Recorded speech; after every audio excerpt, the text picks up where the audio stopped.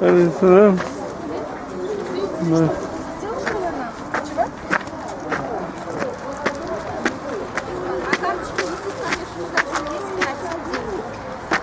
Нет, выездной такой.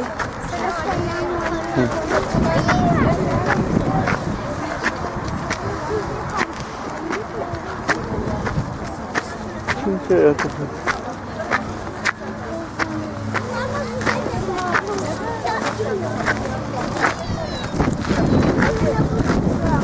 Он идет.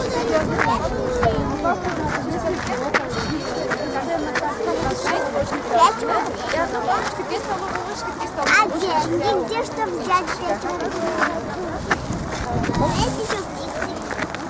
В интернете сейчас там очень много разных. Если белый хлеб хотите, только пшеничный добавляйте муку. Только пшеничный. Если ржаной, соответственно, ржаную муку.